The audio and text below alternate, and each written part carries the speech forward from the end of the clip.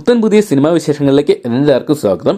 ആസിഫ് അലിയെ കേന്ദ്ര കഥാപാത്രമാക്കി കക്ഷി അമ്നിപിള്ള എന്ന് പറയുന്ന സിനിമ ഡയറക്ട് ചെയ്ത രഞ്ജിത്ത് അയ്യത്താൻ ഡയറക്ട് ചെയ്ത ഏറ്റവും പുതിയ മലയാള ചിത്രമാണ് കിഷ്കിന്ധാ കാണ്ഡം എന്ന് പറയുന്ന സിനിമ. ഇപ്പോഴത്തെ ഓണച്ചിത്രങ്ങളിൽ നിറഞ്ഞ ഷോകളുമായിട്ട് വിജയ് കുതിപ്പ് തുടരുന്ന ഒരു കാഴ്ചയാണ് ചിത്രത്തിനെ കാണാൻ സാധിക്കുന്നത്. സെപ്റ്റംബർ മാസം 12-ാം തീയതി തിയേറ്ററിലെത്തിയ ചിത്രത്തിന് മികച്ച വിജയം തന്നെയാണ് ഓരോ ദിവസവും സ്വന്തമാക്കാൻ സാധിക്കുന്നത്. ഇപ്പോഴത്തെ ചിത്രത്തിന്റെ സെപ്റ്റംബർ മാസം 16-ാം തീയതിയായ ഇന്നലത്തെ കേരള ബോക്സ് ഓഫീസ് കളക്ഷൻ റിപ്പോർട്ടുണ്ട് കണ്ണ് തള്ളിയിരിക്കുന്ന സിനിമാ പ്രേമികൾ.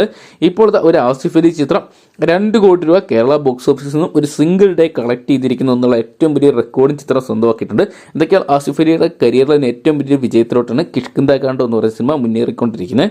ചിത്രം ഇന്നലെ മാത്രം കേരള ബോക്സ് ഓഫീസിൽ നിന്ന് 2,65,00,000 രൂപയാണ് കളക്ട് ചെയ്തിരിക്കുന്നത്. എന്തൊക്കെയാണ് ഒരു ഓണ ദിവസത്തെ പോലും ചിത്രത്തിന് ഈ ഒരു കളക്ഷൻ സ്വന്തമാക്കാൻ സാധിച്ചിട്ടില്ലായിരുന്നു. എന്തൊക്കെയാണ് റെക്കോർഡ് കളക്ഷൻ തന്നെയാണ് ചിത്രത്തിന്റെ ഓരോ ദിവസം കഴിയുന്നതോറും ഉയർന്നുകൊണ്ടിരിക്കുന്നത്.